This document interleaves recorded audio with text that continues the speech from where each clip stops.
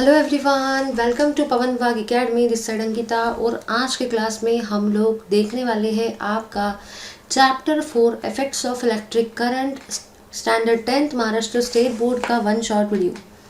Before this fourth chapter we already done with chapter 3, right? Chapter 1 which was gravitation, chapter 2 periodic classification of element, and the chapter 3 was basically a reaction, right? Chemical reactions and mechanisms and all those there. So basically chapter 4 का नाम है effect of electric current, जिसमें हम लोग देखने वाले हैं कि भाई जो इलेक्ट्रिक करंट होता है उसके झटके कैसे कैसे तरीके से लगते हैं। उसी का झटका कहना मुझे ये है कि जब किसी ऑब्जेक्ट को इलेक्ट्रिक करंट लगता है या जब किसी ऑब्जेक्ट से करंट फ्लो होता है तो झटके जो होते हैं ना वो अलग अलग टाइप में आपको देखने को मिलते हैं। झटके जो है ये आपको अलग अलग टाइप के मोटर्स में देखने को मिलेंगे। झटके जो है ये आपको अलग अलग टाइप के मैग्नेटिक नीडल्स में देखने को मिलेंगे। झटके जो है आपको जनरेटर्स में देखने को मिलेंगे, राइट? वायर्स में देखने को मिलेंगे। बहुत सारी चीज़ें हम लोग इस चैप्टर में देखने वाले हैं, तो इसको हम लोग क्यों ना अपने लैंग्वेज में झटका वर्ड दे दे, राइट? चलिए तो आगे देखते हैं इस चैप्टर को। ये चैप्टर बड़ा ही इंटरेस्टिंग है। सेकेंड थिंग ये है, ये चैप्टर जो है ये थोड़ा सा टफ आप सभी को लग सकता है बाकी चैप्टर्स के कंपैरिजन में। मैक्सिमम स्टूडेंट्स को ये चैप्टर नहीं समझता है तो वो लोग इस चैप्टर को स्किप कर देते हैं। मेरी आप सभी से रिक्वेस्ट है कि इस चैप्टर को बिल्कुल भी स्किप मत करना। जो लोगों को ये चैप्टर पढ़ने में बहुत ही ज़्यादा डिफिकल्ट लगता है, टेंशन बिल्कुल मत लो, इसका वन शॉट वीडियो देख लो, है कि नहीं?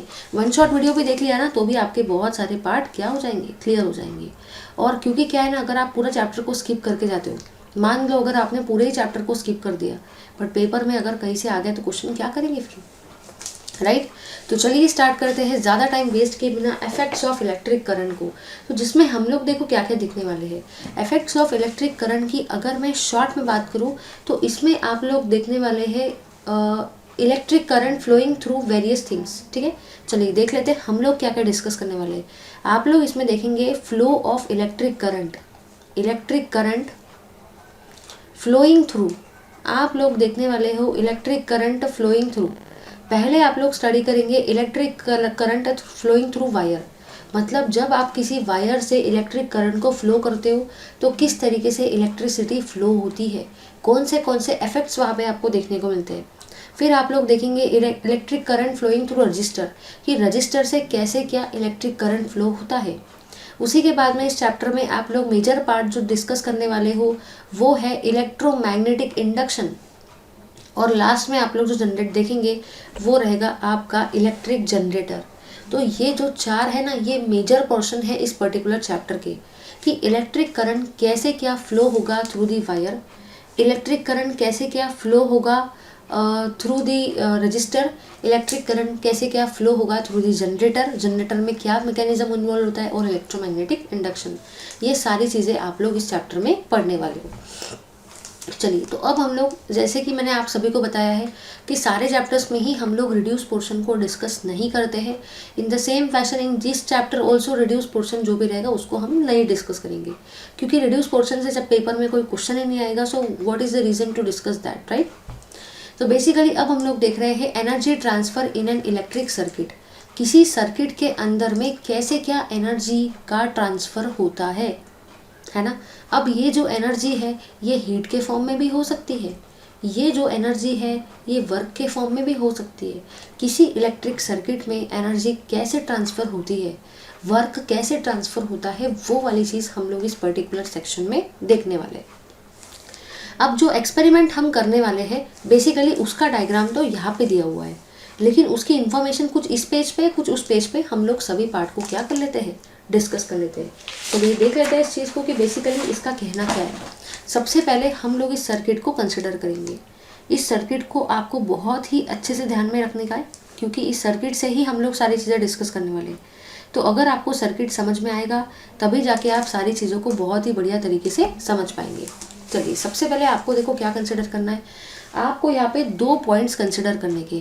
पहला है आपका एक ए पॉइंट, ठीक है, एक ए टर्मिनल, और सेकंड है आपका बी टर्मिनल। जैसे कि आप सभी देख सकते हैं यहाँ पे इस सर्किट के अंदर में आपको 2 टाइप के टर्मिनल दिख रहे हैं, क्योंकि हम लोग स्टडी कर रहे हैं energy transfer in an electric circuit.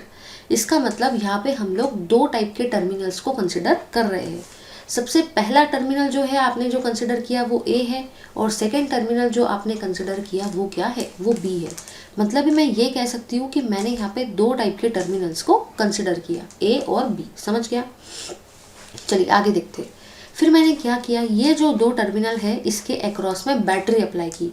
तो ये वाली जो चीज़ होती है इसको हम लोग क्या बोलते हैं, इसको हम लोग बैटरी बोलते हैं।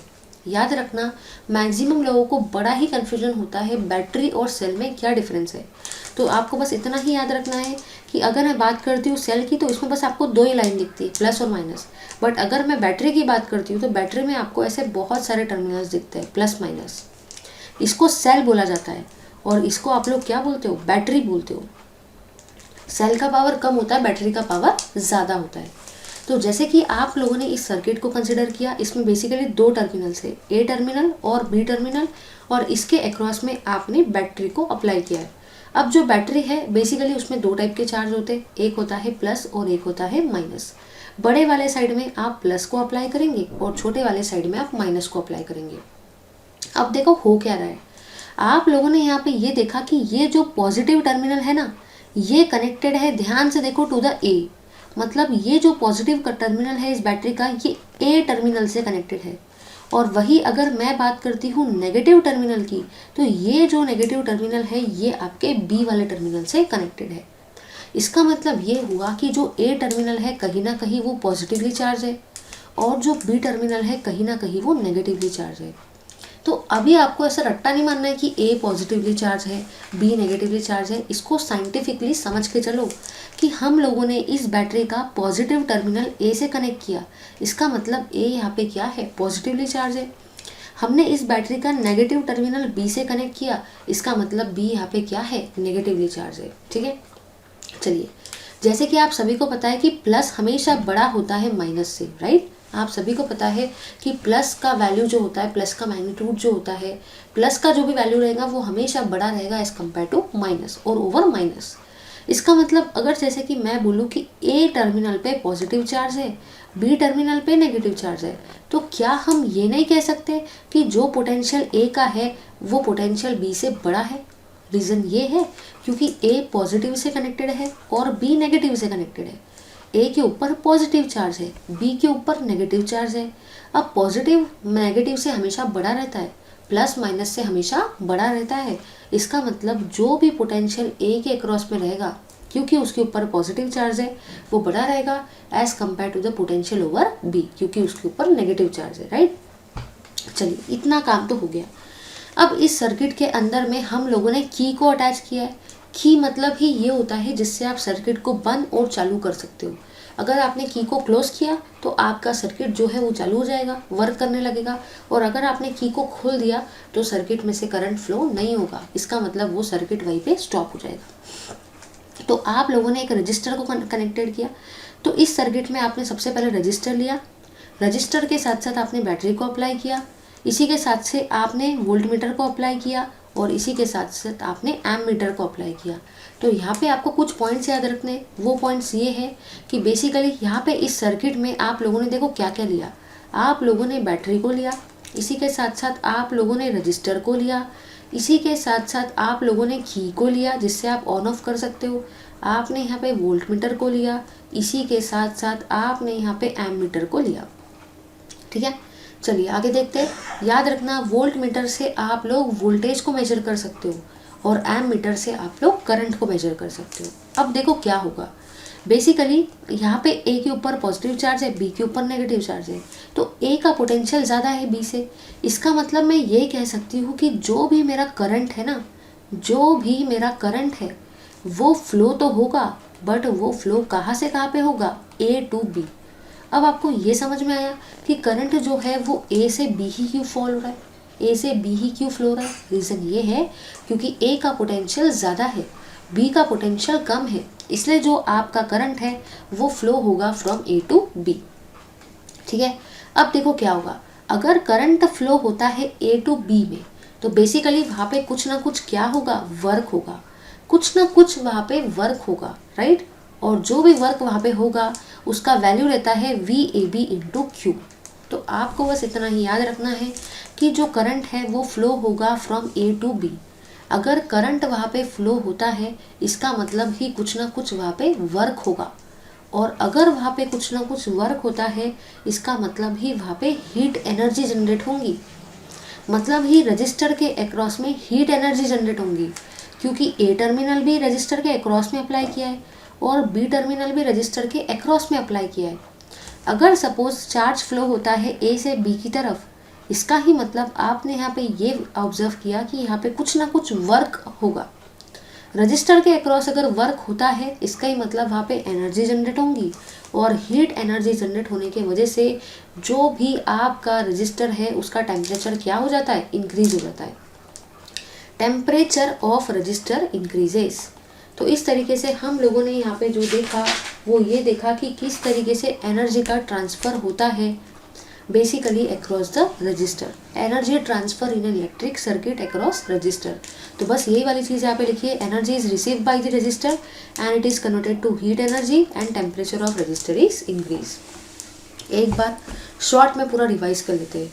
मैंने आपको यहाँ पे ये बताया, आपने सर्किट कंसिडर किया, बैटरी कंसिडर किया, उसी के साथ साथ रजिस्टर कनेक्ट कंसिडर किया, वोल्टेज वोल्टमीटर एमीटर की, फिर करंट यहाँ पे फ्लो हो रहा था ए से बी की तरफ। जब यहाँ पे करंट फ्लो हो रहा था आपने यहाँ पे ये देखा कि वोल्टेज ए का बी से बड़ा है, इसलिए करंट जो है वो ए से बी फ्लो हो रहा है। कुछ ना कुछ वहाँ पे वर्क होगा, क्योंकि करंट मतलब ही चार्ज का फ्लो हो रहा है, वहाँ पे कुछ ना कुछ हीट जनरेट होंगी, और इसी के साथ साथ टेम्परेचर जो है रजिस्टर का वो इंक्रीज होगा। चलिए अब हम लोग देख रहे हैं बेसिकली एक बढ़िया से फॉर्मूले को, अलग अलग टाइप के यूनिट्स होते हैं, अलग अलग टाइप्स के फॉर्मूलेज होते हैं जिनको हम लोग न्यूमेरिकल में यूज़ करने वाले हैं। चलिए देखते हैं। तो सबसे पहली और सबसे काम की चीज़ जो आप लोगों ने यहाँ पे देखा, आप लोगों ने पी का मतलब देखा पावर। तो जो भी पावर होता है ना, बेसिकली उस पावर का मतलब ही क्या होता है, energy upon time. Very very important, सभी फॉर्मूले बहुत ही ज़्यादा इंपॉर्टेंट है। पावर का मतलब ही होता है एनर्जी अपॉन टाइम। पावर का सेकंड फॉर्मूला होता है V इंटू आई। ये चीज़ें आपको बहुत अच्छे से याद रखना है। ये वाला फॉर्मूला ये बहुत ज़्यादा इंपॉर्टेंट है। तो मैंने आपको क्या क्या बताया कि जो पावर होता है उसका पहला फॉर्मूला होता है energy upon time, second formula होता है V इंटू आई। अब देखो हो क्या रहा है, सबसे पहली और सबसे काम की चीज़ आप लोगों ने ये तो लिख दिया, मैं आपको साइड में बता देती हूँ। पावर का मतलब मैंने आपको बताया एनर्जी अपॉन टाइम, ये मैंने आपको बताया कि पावर का मतलब एनर्जी अपॉन टाइम होता है। अब एनर्जी का मतलब ही वर्क है, क्योंकि वर्क ही नहीं होता था तो एनर्जी कहाँ से जनरेट होती थी, वर्क की वजह से एनर्जी जनरेट हुई, तो इसको हम वर्क अपॉन टाइम भी लिख सकते हैं। अब इसी के पुराने वाले स्लाइड में मैंने आपको बताया था कि V into Q work generate होता है, VAB into Q work generate होता है। ये मैं आपको यहाँ पे दिखा भी सकती हूँ। देखो मैंने आपको बताया था कि V इंटू क्यू वाला वर्क आपका जनरेट होता है, ये अभी हम लोगों ने देखा था, तो वही वाले वर्क को मैंने यहाँ पे लिखा, V इंटू क्यू वाला आपका वर्क जनरेट हुआ, अपॉन में टाइम को T लिखा मैंने, ठीक है। तो इस तरीके से ये वाला पावर का फॉर्मूला आ गया। फिर आगे प्रेशर का, सॉरी पावर का, फिर आप लोगों ने यहाँ पे ये देखा कि V को मैंने एज इट इज़ लिखा V ऑफ AB, और Q अपॉन जो T होता है, जैसे कि आप सभी को पता है कि Q अपॉन T मतलब ही चार्ज अपॉन टाइम का मतलब ही करंट होता है। तो ये हुआ आपका पावर का पहला वाला फॉर्मूला। सेकेंड फॉर्मूला आप ये भी कंसिडर कर सकते हो, एनर्जी अपॉन टाइम और वर्क अपॉन टाइम, ठीक है। अब देखो क्या करने का है, जैसे कि आप सभी को पता है कि जो H होता है, H का मतलब ही कितनी हीट प्रोड्यूस हुई है उस पर्टिकुलर टाइम में, उसका मतलब होता है pressure into power into time. जो हीट है बेसिकली उसका फॉर्मूला होता है पावर इंटू टाइम, मतलब ही P इंटू टी। अब P के फॉर्मूले में आप VIT भी लिख सकते हो, तो ये भी तो वन ऑफ द फॉर्मूला हुआ, ठीक है। तो इस तरीके से आपका हीट का एक और फॉर्मूला निकला। अब V into I into T, देखो ये वाला फॉर्मूला भी डिराइव हो गया। अब आप सभी को पता है कि ओम्स लॉ के हिसाब से V का मतलब ही IR होता है, तो आप V के जगह पे IR भी लिख सकते हो। इसी का मतलब ये क्या हो जाएगा, I into r into I into t. इसी को आप क्या लिख सकते, I स्क्वायर आर टी। तो इस तरीके से आपने अलग अलग चीज़ें निकाली। तो करना कुछ भी नहीं है, पहले आपने पावर का फॉर्मूला लिखा एनर्जी अपॉन टाइम और वर्क अपॉन टाइम। वर्क मतलब ही होता है V into Q upon T, तो इसको इस तरीके से लिख दिया, ठीक है। अब Q अपॉन टी का मतलब ही आपका क्या होता है, करंट होता है, I होता है, तो उसको मैंने I लिख दिया। फिर मुझे लिखना था कितनी हीट प्रोड्यूस होंगी, मतलब ही pressure in power into time.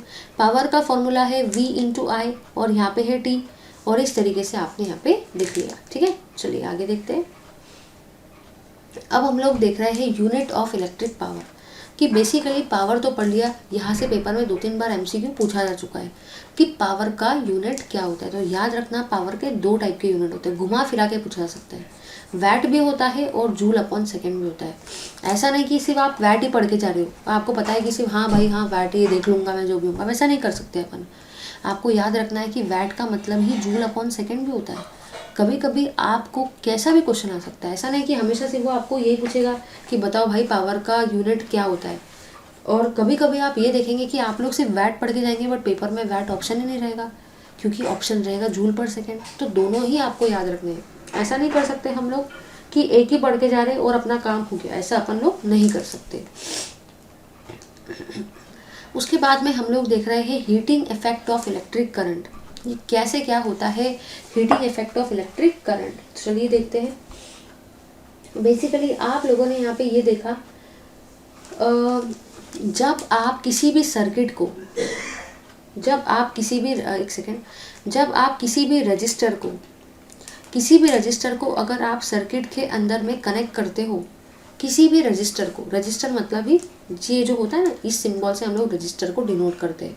किसी भी रजिस्टर को अगर आप सर्किट के अक्रॉस में कनेक्ट करते हो और उस सर्किट से अगर करंट फ्लो होता है अगर, तो ये जो रजिस्टर है बेसिकली रजिस्टर क्या होता है, हीट होता है। रजिस्टर गर्म हो जाता है, रजिस्टर हीट हो जाता है।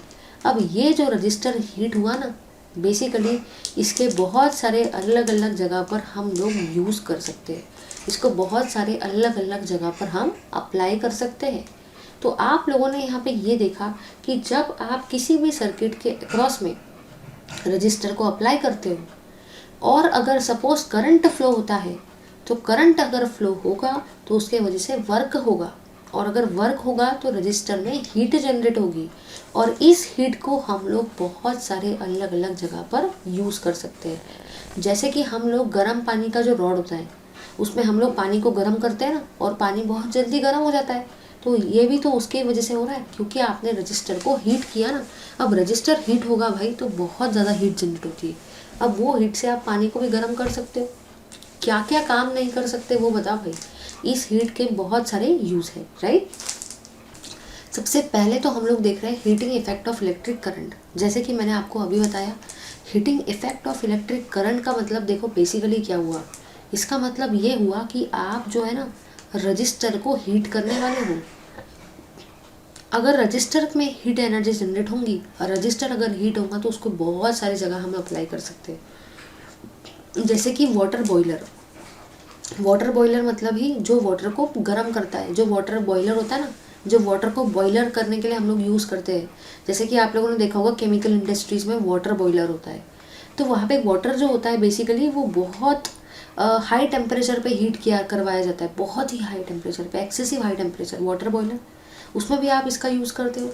इलेक्ट्रिक कुकर मतलब ही जो अपने सिटी वाले कुकर है वो नहीं, इलेक्ट्रिक कुकर जो इलेक्ट्रिक के भरोसे पे होते हैं, बटन चालू करो तो वो कुकर काम करता है। इलेक्ट्रिक बल्ब है ना, ये सब क्यों हो रहे हैं, क्योंकि इलेक्ट्रिक करंट जो है जब वो फ्लो होता है तो बेसिकली वहाँ पे वर्क होता है, मतलब वहाँ पे हीट एनर्जी जनरेट होती है रजिस्टर के क्रॉस, और उस हीट का हम लोग बहुत सारे अलग अलग जगह पर यूज़ कर सकते हैं। That is in case of water boiler, electric cooker, electric bulb and these are all the applications। चलिए अब यहाँ से ना बहुत बार पेपर में MCQ पूछा जाता है, बहुत ही बार क्वेश्चन बैंक्स में भी आए थे। Electrical conductors having high resistivity are used here. देखो for example a coil made up of alloy nichrome is use in the electric heater cooker. तो आप लोगों ने यहाँ पे ये देखा कि जो आपका इलेक्ट्रिक कुकर होता है, जिसको आप इलेक्ट्रिक हीटर भी बोल सकते हो, क्योंकि इलेक्ट्रिक के बहुत सारे एप्लीकेशंस हैं। आप इलेक्ट्रिसिटी को कहाँ यूज़ नहीं कर सकते वो बताओ भाई मुझे। आज तो हमारे पास इतने सारे गैजेट्स हैं, हम लोग जहाँ चाहो वहाँ इलेक्ट्रिसिटी का यूज़ कर सकते हैं। तो फर्स्ट एप्लीकेशन यहाँ पे ये है कि जो कॉइल आपको यहाँ पे दिख रही है ना, ये वाली कॉइल, ये जो कॉइल होती है बेसिकली इस कॉइल को हम लोग इलेक्ट्रिक कुकर में भी यूज़ करते हैं। देखो ये इलेक्ट्रिक कुकर है और यहाँ पे आपको इस तरीके से कॉइल दिख रही है, राइट, ये वाली कॉइल दिख रही है, तो ये तो वही कॉइल है ना। अगर आप हीटर को देखते हो तो हीटर में भी देखो आपको ये इस तरीके से कॉइल दिख रही है। तो आप लोगों ने यहाँ पे ये देखा कि आपको ये कॉइल कुकर में भी दिख रही है, आपको ये कॉइल हीटर में भी दिख रही है। और ये जो कॉइल है ये किससे बनाई जाती है? नाइक्रोम से। बहुत बार क्वेश्चन पूरे पेपर में आता है कि बेसिकली इलेक्ट्रिक हीटर में और इलेक्ट्रिक कुकर में कौन सी कॉइल का हम लोग यूज़ करते हैं?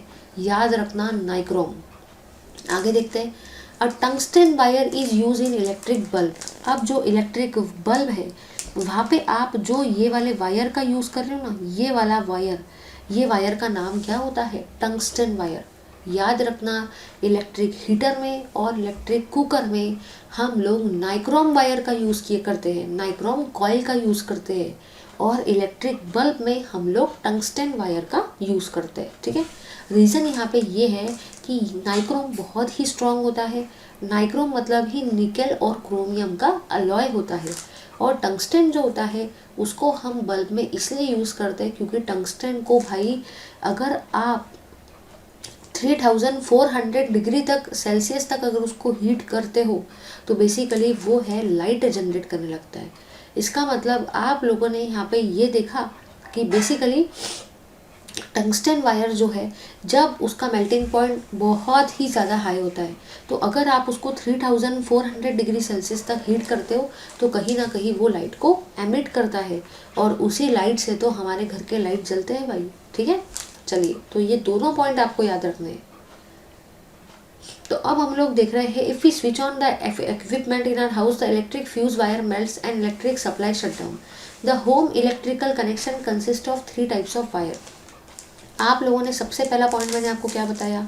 सबसे पहला पॉइंट जो मैंने आपको एक्सप्लेन किया अभी, वो यहाँ पे मैंने ये बताया कि जो भी आपका, एक सेकेंड, जो भी आपका इलेक्ट्रिक हीटर है ना, याद रखना है इसको, जो भी आपका इलेक्ट्रिक कुकर है बेसिकली उसमें आप लोग कौन सा वाला कॉइल यूज़ करते हो? कॉइल ऑफ नाइक्रोम, याद रखना। फिर मैंने आपको यहाँ पे ये बताया कि जो भी आपका ये है लाइट बल्ब, उसमें आप लोग क्या यूज़ करते हो? टंगस्टन वायर को। चलिए आगे देखते हैं। फिर मैंने आपको ये बताया कि होम इलेक्ट्रिकल कनेक्शन में, ये क्वेश्चन भी बार बार पेपर में आता है इसलिए मैंने इसको येलो से हाईलाइट किया क्योंकि ये चीज़ें इंपॉर्टेंट है इसलिए येलो से हाईलाइट कर रही हूँ। Home electrical connection consist of 3 types of wire.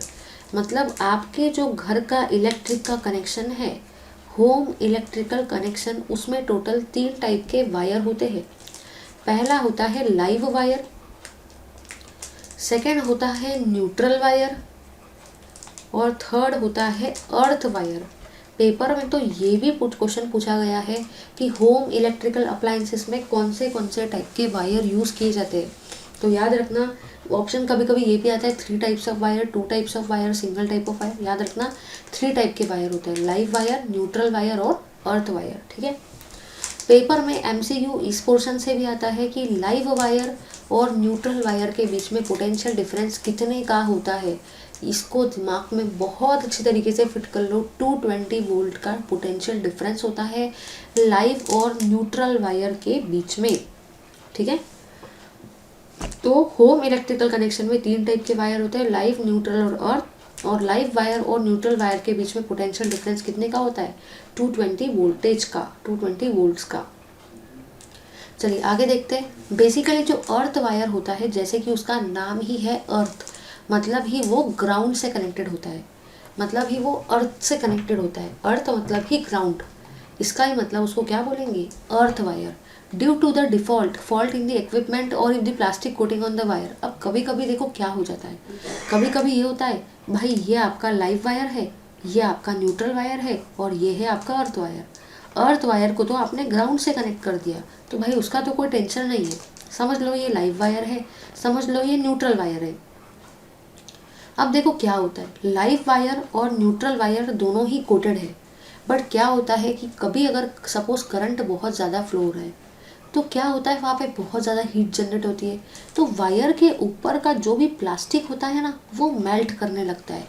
अगर वायर के ऊपर का प्लास्टिक जो है बेसिकली अगर वो मेल्ट हो गया तो दोनों के दोनों वायर एक दूसरे के कांटेक्ट में आ जाएंगे, और अगर दोनों के दोनों वायर एक दूसरे के कांटेक्ट में आ गए तो बस भाई बस वहाँ पे खतरनाक वाला शॉर्ट सर्किट होगा, जिसके वजह से आग लग जाती है। जैसे कि आप लोगों ने देखा होगा बहुत सारी दुकानें जल जाती है, पेपर में आता है ना कि ये दुकान में आग लग गई क्योंकि भाई वहाँ पे शॉर्ट सर्किट हो गया। तो ऐसा क्या अपने आप आग लग गई भाई? रीज़न ये है वहाँ पे उस दुकान में कोई नहीं रहता है, बट कभी कभी आपने देखा होगा रात भर में वो आग पकड़ लेती है। वहाँ पे ये होता है कि कभी अगर सपोज करंट बहुत ज़्यादा फ्लो हुआ, बहुत ज़्यादा हीट जनरेट होंगी, हीट जनरेट होने की वजह से वायर के ऊपर का प्लास्टिक मेल्ट होने लगेगा। अगर वायर के ऊपर का प्लास्टिक मेल्ट होने लगा तो लाइव वायर और न्यूट्रल वायर एक दूसरे को टच हो जाएंगे, और अगर लाइव वायर और न्यूट्रल वायर एक दूसरे को टच हो गए तो बस शॉर्ट सर्किट हो जाएगा। अब इस शॉर्ट सर्किट से बचने के लिए क्या तरीका है? इस शॉर्ट सर्किट से बचने का तरीका है कि हम लोग यूज़ करें फ्यूज़ वायर को। फ्यूज़ वायर जो होता है ये बहुत अच्छा प्रिकॉशनरी मेजर है। ये सब फ्यूज़ वायर के अलग अलग टाइप है, ये सब फ्यूज़ वायर ही है जिसको हम लोग अलग अलग फॉर्म में यूज़ करें। ये भी आपका फ्यूज़ वायर है, ये सब फ्यूज़ वायर है। अलग अलग जगह पे हम लोग अलग अलग फ्यूज़ वायर को यूज़ करते हैं, but these are all the examples of fuse wire.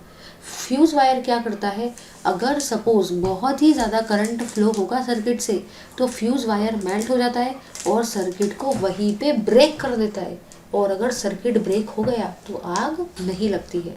तो आप लोगों ने यहाँ पे ये देखा कि अगर सपोज बहुत ज़्यादा करंट फ्लो होता है सर्किट से तो दोनों के दोनों वायर, लाइव वायर और न्यूट्रल वायर के ऊपर का प्लास्टिक मेल्ट हो जाएगा, दोनों के दोनों वायर एक दूसरे के कांटेक्ट में आ जाएंगे, जिसके वजह से बहुत ज़्यादा हीट जनरेट होंगी और वहाँ पे फायर हो जाएगा, फायर कैच हो जाएगी, है ना। देखो यहाँ पे लिखा हुआ है कैच फायर। तो इससे बचने का एक तरीका ये है कि हम लोग फ्यूज़ वायर को यूज़ करें। फ्यूज़ वायर जो होता है वो मेल्ट होने लगता है अगर करंट बहुत ही ज़्यादा फ्लो होगा तो। अगर फ्यूज़ वायर मेल्ट होगा तो उसी वक्त सर्किट ब्रेक हो जाएगा, और अगर सर्किट ब्रेक हो गया तो वहाँ पे आग नहीं लगेगी, फायर कैच नहीं होगी। उसके बाद में हम लोग डिस्कस कर रहे हैं गाइस ये वाले न्यूमेरिकल को। चलिए डिस्कस करते हैं न्यूमेरिकल को। देखो 6 मीटर लॉन्ग वायर, तो ये बेसिकली क्या है, यहाँ पे उसका लेंथ दिया है 6 metre long wire length, made from an alloy nichromic shape into a coil. ये अपने कुछ भी काम करनी है। It has a resistance of, देखो जो भी आपको क्वेश्चन में दिखता है ना उसको ऐसे अंडरलाइन कर लेना, it has a resistance of, और उसके ऊपर लिख देना can we get more heat if the wire is cut into half pieces, इसको भी देखना पड़ेगा। For getting energy the two ends of the wire are connected to the potential of 220 volt. तो जैसे मैंने मार्क किया ना वैसे आप लोग भी ना पेपर के अंदर क्वेश्चन पेपर पे ऐसे मार्क कर लेना कि 6 मीटर लॉन्ग है तो ये लेंथ है, 24 ओम्स उसका रेजिस्टेंस है, 220 वोल्ट बेसिकली क्या है उसका वोल्टेज है। इस तरीके से आप लोग क्या कर लेंगे, मार्किंग कर लेंगे। अब देखो आपको क्या बोल रखा है, चलो मैं समझा के देती हूँ साइड में क्योंकि ऐसे नहीं समझने वाला। ध्यान देना ज़रा इधर। सबसे पहली और सबसे काम की चीज़, आपने पूरा का पूरा वायर कंसिडर किया, ये है आपका फुल वायर, और सेकंड में आपने कंसिडर किया हाफ वायर, ये है आपका हाफ वायर। अब ज़रा इधर देखो भाई, सपोज आप लोगों ने यहाँ पे जो देखा वो ये है कि जब आप फुल वायर को लेते हो मतलब पूरा का पूरा वायर आपने लिया तो वहाँ पे उस वक्त आपका रेजिस्टेंस था 24 ओम्स, और जब आपने हाफ वायर को कंसिडर किया तो उस वक्त आपका जो रेजिस्टेंस है वो कितना हो जाएगा, 12 ओम्स। समझ गए इतना? क्योंकि देखो हाफ वायर के लिए रेजिस्टेंस नहीं दिया है, बट आपको उतना ध्यान में रखना है कि अगर सपोज आपने पूरा का पूरा कॉइल यूज़ किया, पूरा का पूरा कॉइल का मतलब ही क्या होता है, पूरा का पूरा रजिस्टर यूज़ किया। याद रखना भाई, वो आपको ऐसे नहीं बोलेगा कि मैंने अब आधा रजिस्टर लिया, क्योंकि अगर उसने आपको क्वेश्चन में ऐसा बताया कि मैंने अभी आधा रजिस्टर लिया तो सभी बच्चे इस क्वेश्चन को बहुत ही आराम से कर लेंगे। क्योंकि अगर उसने ऐसा बता दिया कि मैंने इस क्वेश्चन में आधा रजिस्टर किया तो आधा रजिस्टर करना मतलब रेजिस्टेंस का आधा कर लेंगे, सभी को समझ जाएगा, सभी कर लेंगे।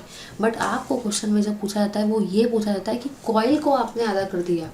याद रखना ये कॉइल मतलब ही तो रजिस्टर है ना। अगर वो कॉइल को आधा करेगा इसका मतलब रजिस्टर को आधा करेगा, और अगर वो रजिस्टर को आधा करेगा इसका मतलब रेजिस्टेंस भी तो आधा ही होगा ना भाई। इसीलिए तो 24 का आधा कितना होता है, 12। इसीलिए तो मैंने सेकंड वाले केस में जब हाफ वायर को यूज़ किया, मतलब हाफ कॉइल को यूज़ किया, मतलब ही हाफ रजिस्टर को यूज़ किया, मतलब ही हाफ रेजिस्टेंस का ही तो वैल्यू मुझे मिलेगा ना। उसके बाद में यहाँ पे जो वोल्टेज मैंने लिया वो है 220 वोल्ट, और नीचे में भी वोल्टेज तो वही ही है। कॉइल को आधा करने से मतलब ही रजिस्टर को आधा करना होता है, और उसी का मतलब क्या होता है भाई, उसी का मतलब होता है रेजिस्टेंस के वैल्यू को आधा करना। अब निकाल लेंगे यहाँ पे पावर, उसमें कौन सी बड़ी बात है। पावर का फॉर्मूला होता है V²/R। वोल्टेज भी आपको पता है 220 का स्क्वायर अपॉन R का वैल्यू कितना है 24, निकाल लो उसका वैल्यू 201 वाट आता है। नीचे के केस में भी वैसे ही करना है, power equals to V²/R, 220 volts का स्क्वायर अपॉन 12, निकाल लो उससे वैल्यू 403 वाट, और इस तरीके से आंसर रिपोर्ट कर दो। ठीक है, अब जो भी आपको जज करना है वो आप बता सकते हो। आप लोगों ने यहाँ पे यही देखा कि जब आपने पूरा वायर कंसिडर किया तो पावर था 201, बट जब आपने वायर को आधा कर दिया, कॉइल को आधा कर दिया, है ना, रजिस्टर को आधा कर दिया, तो पावर क्या हो गया, डबल हो गया।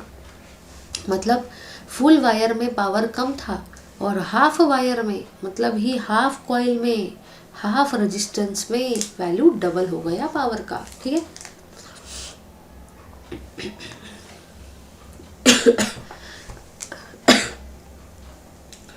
अब हम लोग देख रहे हैं आपके नेक्स्ट क्वेश्चन को। ठीक है, चलिए देखते हैं नेक्स्ट क्वेश्चन को कि नेक्स्ट क्वेश्चन क्या कहता है। A cell is connected to 9 ohm resistance, मतलब ये जो 9 ओम है ये क्या है, ये है आपके आर का वैल्यू, क्योंकि यहाँ पे आपको बताया गया है cell is connected to 9 ohms, मतलब ही रजिस्टर का वैल्यू 9 है। Because of which heat of 400 joule, तो जो हीट है बेसिकली मतलब ही क्यू का वैल्यू, या तो आप उसको जनरली हीट से ही रिप्रेजेंट करो, 400 जूल है। ठीक है, obtain the potential difference across the resistance, मतलब ही वो आपको क्या पूछ रहा है, पोटेंशियल डिफरेंस मतलब ही V का वैल्यू। सबसे पहली और सबसे काम की चीज़ तो दिमाग में इतना फिट कर लो कि जो वोल्टेज होता है इसी को हम लोग पोटेंशियल डिफरेंस बोलते हैं। किसी क्वेश्चन में आपको वोल्टेज दिया जाएगा, किसी क्वेश्चन में आपको पोटेंशियल डिफरेंस दिया जाएगा, इसका वैल्यू यहाँ पे आपको कैलकुलेट करने का है। ठीक है, इसका ही मतलब आपको क्या निकालना है, V निकालना है। चलिए आगे देखते हैं। जैसे कि आप सभी को पता है कि पावर के तो भाई बहुत सारे फॉर्मूले हैं। पहला फॉर्मूला है हीट अपॉन टाइम, जिसको आप एनर्जी अपॉन टाइम भी बोल सकते हो, जिसका मतलब V इंटू आई भी होता है, जिसका मतलब V² अपॉन R भी होता है। बहुत सारे अलग अलग फॉर्मूले हैं पावर के। ठीक है, अब देखो क्या है, आप अगर सपोज आपको वोल्टेज निकालना है तो आप क्या यूज़ करेंगे, आप फॉर्मूला यूज़ करेंगे P equals to V² upon R। मतलब ही अगर आपको वोल्टेज निकालना है तो बेसिकली आप ये वाला फॉर्मूला यूज़ करेंगे, तो V² का वैल्यू कितना आ जाएगा, P इंटू R, जिससे कि आप लोग V भी निकाल सकते हो, कोई प्रॉब्लम नहीं, अब V का वैल्यू यहाँ से निकल जाएगा। बट देखो सबसे बड़ी प्रॉब्लम यहाँ पे क्या है, सबसे बड़ी प्रॉब्लम यहाँ पे जो है ना भाई वो ये है कि आपको यहाँ पे P का वैल्यू ही नहीं पता। तो चलो भाई चलो, मैं V तो निकाल भी लूँगी, बट V के वैल्यू के पहले तो मुझे P का वैल्यू पता होना चाहिए ना, और क्वेश्चन में तो P का वैल्यू ही नहीं दिया है। मतलब अगर इस क्वेश्चन को आप सॉल्व करने जाते हो तो यस, आपके पास में पावर के तो बहुत सारे फॉर्मूले हैं, no doubt on that, but basically अगर आपको पावर से वोल्टेज निकालना है, that is asked in question, तो वोल्टेज निकालने के लिए फर्स्टली तो आपको पावर का वैल्यू पता होना चाहिए, और क्वेश्चन में तो पावर का वैल्यू है ही नहीं। तो आपको अब ये वाले फॉर्मूले का यूज़ करना है कि पावर का मतलब ही होता है हीट अपॉन टाइम, है कि नहीं। जो हीट है यहाँ पे बोल रखा है 400 जूल, और टाइम कितना दिया है उसने 1 सेकेंड, इसका ही मतलब क्या हुआ 400 जूल पर सेकेंड, है कि नहीं। इसी का मतलब 400 जूल पर सेकेंड मतलब ही क्या होता है 400 वैट। तो इस तरीके से पावर निकल गया। अब आपको पावर का वैल्यू पता है तो आप लोग वोल्टेज का वैल्यू कैलकुलेट कर सकते हो, समझ गए ना। तो गाइस इस तरीके से मैंने आपको बताया इस क्वेश्चन को सॉल्व करने का तरीका। तो आई होप सभी को क्लियर हो गया, करना कुछ भी नहीं है। अगर आपको वोल्टेज निकालना है तो आपको पहले तो पावर पता होना चाहिए, है ना। मतलब अल्टीमेटली मैं इसको कनेक्ट करना चाहती हूँ, बट क्वेश्चन में तो पावर ही नहीं दिया है, तो कंफ्यूज नहीं होना है कि भाई क्वेश्चन में तो पावर ही नहीं दिया है, अब मैं क्या करूँ। याद रखना, पावर के तो 4 फॉर्मूले आपके सामने मैंने लिखे। यहाँ पे क्वेश्चन में आपको भले ही पावर नहीं दिया है बट हीट तो दिया है ना। और अगर आपको हीट का वैल्यू पता है, टाइम का वैल्यू पता है, तो आप पावर निकाल सकते हो। और अगर पावर निकल गया तो आप वोल्टेज निकाल सकते हो। तो टेंशन मत लेना कि भाई पावर तो है नहीं, अब मैं क्या करूँ, ऐसा टेंशन नहीं लेने का। याद रखना, अगर भाई पावर नहीं भी है तो पावर को तो आप हीट अपॉन टाइम से निकाल सकते हो ना, फिर उससे वोल्टेज निकाल लो, राइट। चलिए आगे देखते हैं। कर रहे हैं हम लोग एग्जाम्पल नंबर 3 को। An electric iron uses a power of 110 volt watt. मतलब पावर का वैल्यू आपको दिया है 1100 वैट, ये आपको दिया है पावर का value. When set to high temperature, मतलब ये जो पावर है जब टेम्परेचर जो है बेसिकली आयरन का, इलेक्ट्रिक आयरन मतलब ये आपको पता है ना क्या होता है इलेक्ट्रिक आयरन, तो बेसिकली उसका जो टेम्परेचर है हाई टेम्परेचर पे वो इतना वॉट देता है। If set to low temperature, अगर सपोज आपने उसी इलेक्ट्रिक आयरन को लो टेम्परेचर पे लाया तो उसका पावर अब 330 वैट है। तो इस तरीके से आपको 2 ब्लॉक्स बना लेने हैं। अगर पावर आप कैल्क निकाल रहे हो हाई टेम्परेचर पे तो उसका वैल्यू डिफरेंट है, लो टेम्परेचर पे पावर का वैल्यू डिफरेंट है। Find out the electric current, मतलब वो आपको बोल रहा है कि बताओ भाई इलेक्ट्रिक करंट हाई टेम्परेचर पे कितना रहेगा, बताओ भाई इलेक्ट्रिक करंट लो टेम्परेचर पे कितना रहेगा। So what we will do is कि आप लोग ये पावर को P1 कंसिडर कर लो, तो यहाँ पे जो इलेक्ट्रिक करंट निकलेगा वो I1 निकलेगा। यहाँ पे आप पावर को P2 कंसिडर कर लो, तो जो भी इलेक्ट्रिक करंट निकलेगा वो क्या निकलेगा, वो आपका निकलेगा I2, ठीक है। इसी के साथ साथ आपको दोनों के लिए ही पोटेंशियल डिफरेंस भी दिया है। तो ये बताया गया है कि दोनों ही केसेस में आपका जो भी पोटेंशियल डिफरेंस है, दोनों ही केसेस में जो भी आपका पोटेंशियल डिफरेंस है, मतलब जो भी आपका वोल्टेज है वो कितना है 220 वोल्ट्स। तो इस तरीके से इतना पार्ट आपको दे दिया गया है। अब देखो आप लोग क्या करेंगे, आप लोगों के पास तो भाई पावर के बहुत सारे फॉर्मूले। पावर का पहला फॉर्मूला है हीट अपॉन टाइम, बहुत आप कोई भी फॉर्मूले को यूज़ कर सकते हो। Second, depending upon the condition given in the question, energy upon time, V into I, V square upon R. इसमें से आप कोई भी फॉर्मूले को पावर के यूज़ कर सकते हो। मैंने आपके सामने इसे लिखा ताकि आपको कंफ्यूज ना हो। अब देखो आप लोग क्या करेंगे, सबसे पहले आप लोग निकालेंगे at high temperature. High temperature पे सबसे पहले निकाल लो। तो क्या करेंगे, अगर आपको करंट निकालना है हाई टेम्परेचर पे, क्योंकि मैंने बताया हाई टेम्परेचर पे पावर का वैल्यू दिया है, करंट निकालना है। लो टेम्परेचर पे पावर का वैल्यू दिया है, करंट निकालना है। तो हाई टेम्परेचर पे निकालते हैं। हाई टेम्परेचर पे अपन वही फॉर्मूले को यूज़ करेंगे कि P equals to V into I. इसी का मतलब ये हुआ I equals to P upon V। तो हाई टेम्परेचर पे पावर का वैल्यू कितना दिया है 1100 वैट, और वोल्टेज आपको कितना दिया है दोनों के लिए 220 वोल्ट। तो इस पे आप निकाल लो पावर, तो वो करंट निकाल लो तो 5 एम्पियर आ जाएगा। अब आप लोगों ने हाई टेम्परेचर पे करंट तो निकाल लिया, अब हम लोग लो टेम्परेचर पे करंट को निकालेंगे। तो चलिए अब हम लोग निकालते हैं करंट एट लो टेम्परेचर, ठीक है। लो टेम्परेचर पे भी फॉर्मूला आपका वही रहेगा I equals to P upon V। जब आपने P1 लिया तो आपने करंट भी I1 लिया, जब आपने P2 लिया तो आपने करंट भी I2 लिया। अब लोअर टेम्परेचर पे आपका पावर कितना है 330 वाट और वोल्टेज कितना है 220 वोल्ट। तो इस तरीके से आप लोग वहाँ पे भी क्या निकाल लेंगे, इस तरीके से वहाँ पे भी आप लोग निकाल लेंगे करंट, और करंट का यूनिट होता है एम्पियर। तो यहाँ पे आपका वैल्यू होता है 1.5। अब दोनों ही केसेस में आपका करंट निकल गया, फर्स्ट केस में भी करंट निकल गया और सेकेंड केस में भी आपका करंट निकल गया। मतलब ही अगर देखा जाए तो हम लोगों ने ये वाला पार्ट भी कर लिया और ये वाला पार्ट भी कर लिया। अब आपको क्वेश्चन में इलेक्ट्रिक करंट निकालने के लिए बोला था हाई टेम्परेचर पे और लो टेम्परेचर पे, तो वो आपने निकाल लिया। और आगे आपको इसी क्वेश्चन में रेजिस्टेंस भी निकालने के लिए बोला है। मतलब ही आपको बोला गया है कि हाई टेम्परेचर पे रेजिस्टेंस R1 का वैल्यू बताओ कितना होगा और लो टेम्परेचर पे रेजिस्टर R2 का वैल्यू बताओ कितना होगा। तो बस आपको यहाँ पे ओम्स लॉ का यूज़ करना है। जो ओम्स लॉ होता है उसी का मतलब होता है V इक्वल्स टू IR। इसी का मतलब अगर आपको R का वैल्यू निकालना है तो आप कैसे निकालेंगे, V अपॉन I। समझ गए ना। तो इस तरीके से मैंने R का वैल्यू क्या लिया, इस तरीके से मैंने R का वैल्यू लिया V अपॉन I। ये V अपॉन I कहाँ से आपको समझ में आया, ये आया फ्रॉम ओम्स लॉ। अब आपको वोल्टेज का वैल्यू तो दोनों में ही पता है। I1 करंट जो है वो आपने पहले ही निकाल लिया 5 एम्पियर। I2 करंट जो है वो भी आपने बाद में निकाले 1.5 एम्पियर। मतलब इन शॉर्ट मुझे ये बोलना है कि इस क्वेश्चन के अंदर में आपको दो टाइप के पावर के वैल्यूज़ दिए थे, एक हाई टेम्परेचर पे और एक लो टेम्परेचर पे। दोनों के लिए ही आपको करंट का भी वैल्यू निकालना था और रेजिस्टेंस का वैल्यू निकालना था, और दोनों ही केस में आपको पोटेंशियल डिफरेंस एक कॉमन वैल्यू दिया गया था। फिर आपने हाई टेम्परेचर पे सबसे पहले करंट को निकाला, फिर आपने लो टेम्परेचर पे भी करंट को निकाला। रीज़न ये है क्योंकि क्वेश्चन में पहले करंट निकालने के लिए बोला गया था। मतलब ही आपको I1 और I2 का वैल्यू मिल गया। फिर आपने हाई टेम्परेचर पे रेजिस्टेंस निकाला, मतलब ही R1 निकाला, और लो टेम्परेचर पे भी रेजिस्टेंस निकाला। क्यों निकाला? क्योंकि आपको करंट के साथ साथ इस क्वेश्चन में रेजिस्टेंस निकालने के लिए भी, कैलकुलेट करने के लिए भी बोला गया था, राइट। चलिए अब हम लोग देख रहे हैं अपने एग्जाम्पल नंबर 4 को। एग्जाम्पल नंबर 4 ये कहता है electric tungsten bulb, right, is connected to the home circuit, the home electric supply runs at. तो आपको यहाँ पे पोटेंशियल डिफरेंस 220 वोल्ट दे रखा है।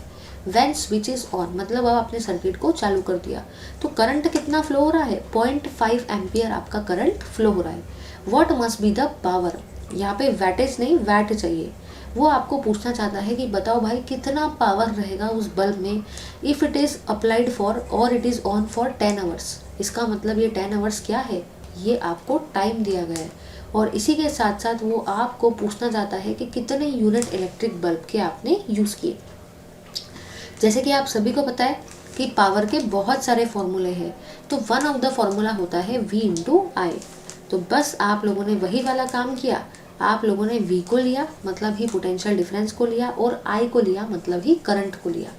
तो ये जो V होता है इसी का मतलब होता है पोटेंशियल डिफरेंस, जिसको आप लोग वोल्टेज भी बोलते हो, और इसी I का मतलब क्या होता है? इसी I का मतलब होता है करंट। तो आपने पोटेंशियल डिफरेंस और करंट को एक दूसरे के साथ मल्टीप्लाई किया जिससे आपको पावर मिल गया। बट अगर आपने आंसर सही भी कैलकुलेट किया और यूनिट नहीं निकाला तो प्रॉब्लम हो जाएगी। तो आपको पावर का यूनिट भी बढ़िया तरीके से वहाँ पे मेंशन करना है। चलो पावर तो निकाल भी लिया, लेकिन पावर निकालने से अपना काम नहीं होगा। वो आपको ये पूछना चाहता है कि कितना यूनिट इलेक्ट्रिसिटी वहाँ पे जनरेट होगा। जैसे कि आप अपने घर के मीटर में जाके देखते हो ना कि भाई कितना इलेक्ट्रिसिटी जनरेट हुआ, तो वही वाली चीज़ हम यहाँ भी देखने वाले। कितना यूनिट इलेक्ट्रिसिटी वहाँ पे जनरेट हुआ वो भी आप निकालने वाले हो। तो कैसे क्या निकालेंगे? याद रखना कि अगर आपको निकालना हो कि कितना यूनिट इलेक्ट्रिसिटी वहाँ पे जनरेट हुई है, तो उसके लिए अपने पास एक फॉर्मूला है, कितनी यूनिट इलेक्ट्रिसिटी वहाँ पे कंज्यूम हुई। हम लोग अपने घर में देखते हैं ना कि मम्मी मैंने इस महीने इतने यूनिट इलेक्ट्रिसिटी यूज़ किया, तो कितने यूनिट इलेक्ट्रिसिटी कंज्यूम हुई अगर वो निकालना है तो आपको कैसे निकालेंगे? पावर को आप टाइम से मल्टीप्लाई कर देंगे, तो उससे आपका निकल जाता है कितने यूनिट इलेक्ट्रिसिटी आपने यूज़ की। बट इससे पहले आपको याद रखना है कि अगर आपने कितने यूनिट इलेक्ट्रिसिटी कंज्यूम की, अगर आपको ये निकालने का है तो उसके लिए तो सबसे पहले आपको पावर पता होना चाहिए। अगर पावर ही नहीं पता रहेगा तो आप कैसे निकालेंगे? इसका मतलब सबसे पहला आपको इस क्वेश्चन में पावर निकालना है, और फिर पावर से आप क्या निकालेंगे? यूनिट ऑफ इलेक्ट्रिसिटी, कितने यूनिट आप इलेक्ट्रिसिटी को कंज्यूम कर रहे हो। समझ गए ना? तो इस तरीके से आपको यूज़ करना है। फिर आपने 10 आवर से इसको मल्टीप्लाई किया तो यहाँ पे आया 990 वाट आवर्स। अब इसी को आप देखो क्या करेंगे, अगर आपको किलोवाट आवर्स के टर्म्स में लिखना है तो आप वैसे भी लिख सकते हो। जैसे कि आप सभी को पता है कि 1 kg का मतलब 1000 ग्राम होता है, इसी का मतलब 10 की पावर +3 ग्राम होता है ना। इन द सेम फैशन जो भी 1 किलोवाट आवर है, इसी को आप कैसे लिख सकते हो? 1000 वाट आवर। इसी को आप और कैसे लिख सकते हो? 10 की पावर 3 वाट आवर। समझ गए ना? चलिए आगे देखते हैं। अब हम लोग देख रहे हैं magnetic effect of electric current. मतलब इसका कहना ये है कि इलेक्ट्रिक करंट के वजह से मैग्नेटिक फील्ड जनरेट होती है, और अगर सच में इलेक्ट्रिक करंट की वजह से मैग्नेटिक फील्ड जनरेट होती है तो कैसे क्या जनरेट होती है इलेक्ट्रिक करंट के वजह से मैग्नेटिक फील्ड, वो आपको बेसिकली यहाँ पे देखने का है। ठीक है, इसका मतलब यहाँ पे कहना मुझे ये हुआ कि अगर आप इलेक्ट्रिक करंट को जनरेट करते हो, अगर इलेक्ट्रिक करंट किसी सर्किट से फ्लो होता है तो उसके वजह से क्या जनरेट हुआ? उसके वजह से मैग्नेटिक फील्ड जनरेट हुई। इसी का मतलब उसी के वजह से आप ये भी कह सकते हो कि मैग्नेटिक इफेक्ट जनरेट हुआ। मतलब ही हम ये भी कह सकते हैं कि जो इलेक्ट्रिक करंट है और जो भी मैग्नेटिक फील्ड है, ये दोनों ही एक दूसरे के साथ कैसे क्या है, रिलेटेड टू ईच अदर। और क्यों रिलेटेड है? रीज़न ये है क्योंकि एक के वजह से दूसरी चीज़ जनरेट हो रही है। चलिए अब हम लोग देख रहे हैं मैग्नेटिक इफेक्ट ऑफ करंट, जिसमें हम लोग देख रहे हैं ये एक एक्सपेरिमेंट है बढ़िया सा, जिसको हम लोग ट्राइज के अंडर में जो आता है, यहाँ से भी क्वेश्चन आ सकता है। इसमें आपको बोल रखा है, एक निडल दी गई है। चलिए डिस्कस कर लेते हैं इस चीज़ को बढ़िया तरीके से। यहाँ पे आपको इस सर्किट के अंदर में देखो क्या करने का है, आपको मैग्नेटिक इफेक्ट जनरेट करने का है। तो आपने क्या किया, एक मैग्नेटिक निडल लिया। तो ये जो है ना, ये मैग्नेटिक निडल है। मैग्नेटिक निडल इसलिए है क्योंकि इसको दो टाइप के पोल्स आपको दिख रहे हैं, नॉर्थ पोल और साउथ पोल। तो नॉर्थ पोल और साउथ पोल ऐसे दो टाइप के पोल्स होते हैं किसी भी मैग्नेट के इक्विप में, राइट, मैग्नेट के ऊपर में। तो बेसिकली ये है आपका मैग्नेटिक निडल। वही वाला मैग्नेटिक निडल यहाँ पे भी मैंने लिया है, सेम चीज़ है। यहाँ पे हम लोगों ने इलेक्ट्रिक सर्किट को कंसिडर किया। तो इस इलेक्ट्रिक सर्किट में आप लोगों ने क्या क्या दिया, सबसे पहले तो इस इलेक्ट्रिक सर्किट में आपने बैटरी को लिया, इसी के साथ साथ आपने प्लग की को लिया और दो टाइप के टर्मिनल्स देखे, ए और बी। मतलब ही इस सर्किट के अंदर में करंट का फ्लो हो रहा है, करंट का मूवमेंट हो रहा है ए से बी तक, और उसी के अक्रॉस में आपने मैग्नेटिक फील्ड को रखा, मतलब ही मैग्नेटिक निडल को रखा। तो अब क्या होता है, जब सर्किट से करंट फ्लो होगा तो ये जो मैग्नेटिक निडल है ये ऐसी ऐसी ऐसी ऐसी ऐसी ऐसी ऐसी ऐसी मूव होगी। समझ पाए ना? मतलब मैग्नेटिक निडल पहले स्टेशनरी थी, पहले वो हिल नहीं रही थी, लेकिन जब आपने सर्किट को ऑन किया, जब उस सर्किट से करंट फ्लो हुआ, तो अब वो जो मैग्नेटिक निडल है ना, वो ऐसी ऐसी ऐसी ऐसी मूव हो रही थी। इसका मतलब ये हुआ कि जब वहाँ पे सर्किट से करंट फ्लो हुआ भाई, जब सर्किट से करंट फ्लो हुआ, तो ऐसे केस में आपकी जो भी मैग्नेटिक निडल थी ना, वो मूव होने लगी। और अगर मैग्नेटिक निडल मूव हो रही है, इसका मतलब ही आप क्या बोल सकते हो भाई, कि मैग्नेटिक फील्ड वहाँ पे जनरेट हुई। समझ गए ना? इसका मतलब आप लोगों ने क्या देखा, करंट के वजह से आपको मैग्नेटिक इफेक्ट देखने को मिले, इसीलिए उसका नाम क्या है, magnetic effect of current.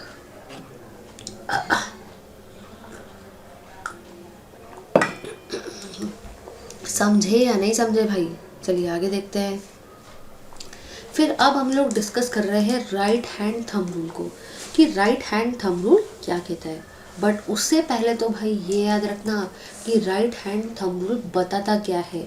Right hand thumb rule बताता है आपको direction of magnetic field produce by the electric current. मतलब इसका कहना ये है, दिमाग में क्वेश्चन आता है ये कैसे क्या आ गया, अरे भाई ज़रा इधर तो देखो। आप लोगों ने यहाँ पे ये देखा कि करंट के वजह से मैग्नेटिक फील्ड जनरेट होती है। दिमाग में क्वेश्चन आता है ना कि चलो भाई चलो, मैं मान भी लेता हूँ कि करंट के वजह से मैग्नेटिक फील्ड जनरेट हो रही है, लेकिन हमको ये तो बताओ कि ये मैग्नेटिक फील्ड का डायरेक्शन क्या रहेगा। क्योंकि ये तो समझ में आ गया कि करंट के वजह से मैग्नेटिक फील्ड जनरेट हो रही है, और कैसे क्या जनरेट हो रही है वो तो मैंने आपको अभी ऐसा ऐसा करके दिखाया, राइट। नीडल कैसे तरीके से मूव हो रही थी, तो आप समझ गए कि करंट के वजह से मैग्नेटिक फील्ड तो जनरेट हो रही है। बट दिमाग में एक सबसे बड़ा क्वेश्चन ये आता है कि अगर मैग्नेटिक फील्ड करंट के वजह से जनरेट होती भी होंगी तो उसका डायरेक्शन क्या है। मतलब अगर सर्किट से करंट फ्लो होता है तो नो डाउट वहाँ पे मैग्नेटिक फील्ड तो जनरेट होगी ही होगी, लेकिन उस मैग्नेटिक फील्ड का डायरेक्शन क्या रहेगा वो आपको बताने का है। समझ में? चलो देखते हैं। Imagine that you held a conductor in your right hand. अब जैसे कि रूल का नाम है राइट हैंड थंब रूल, इसका मतलब आप लोग कंडक्टर को अपने राइट हैंड में इमेजिन करेंगे इस तरीके से। समझ गए ना?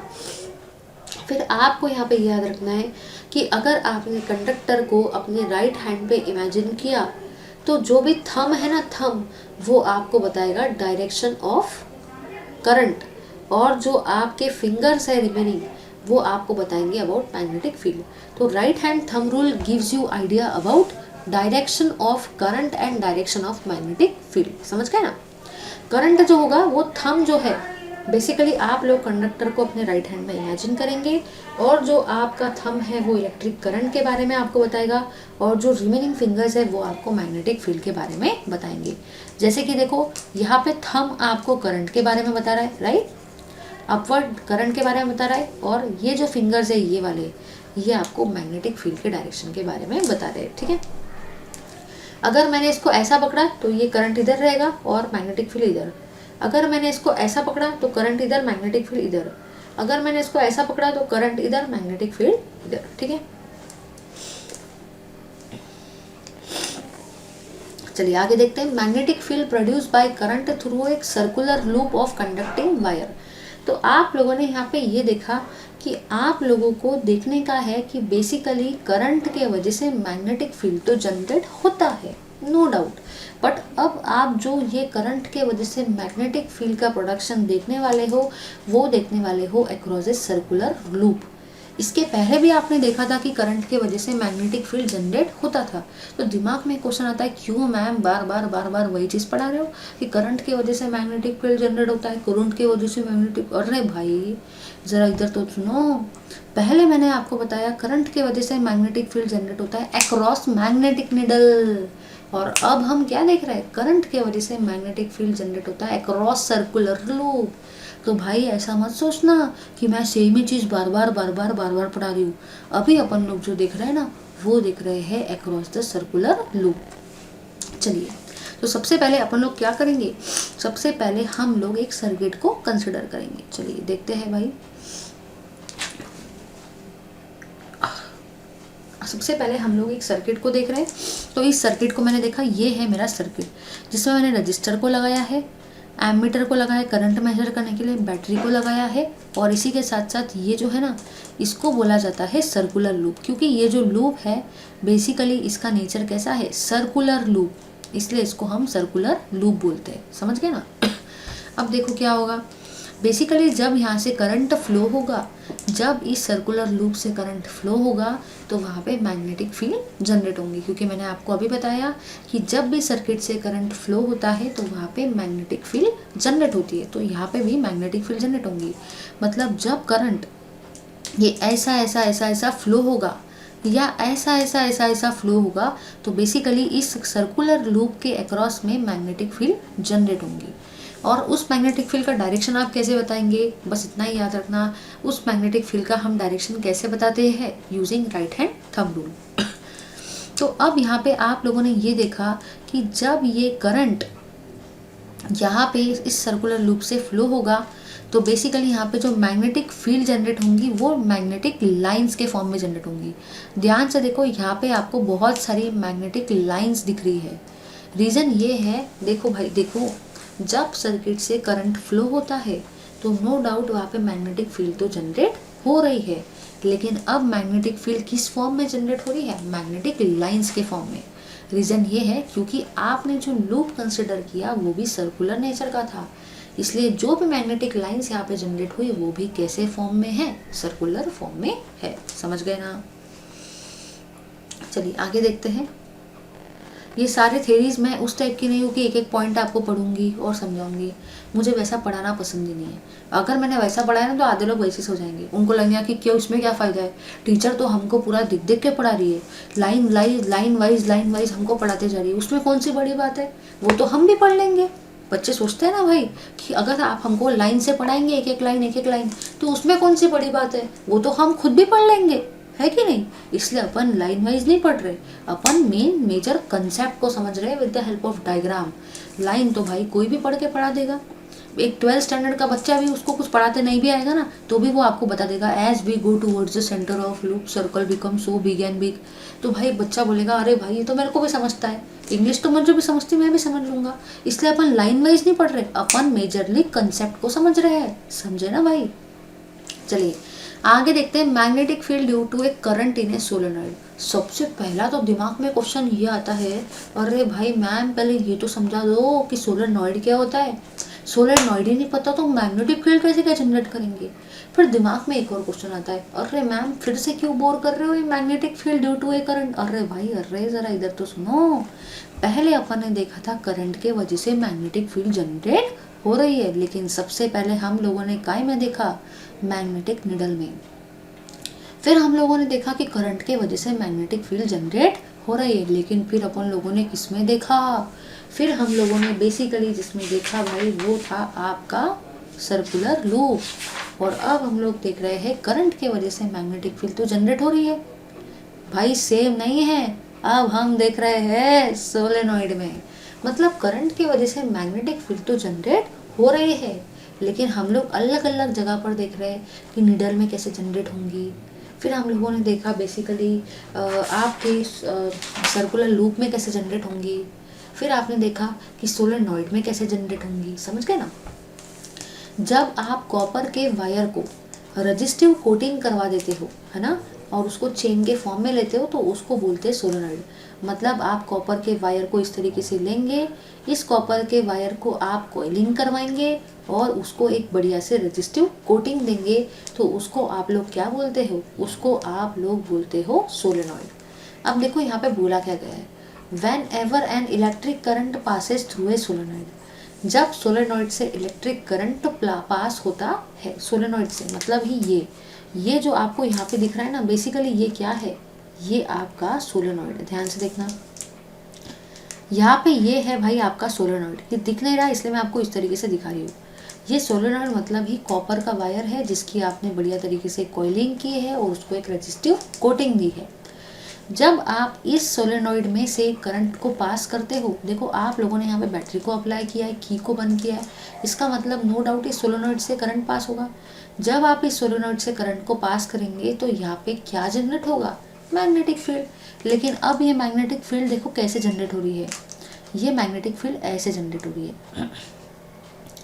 और आपने यहाँ पे ये भी देखा कि सारे के सारे मैग्नेटिक लाइन्स ऑफ फोर्स एक दूसरे को कैसे है, पैरेलल है, समझ गए ना।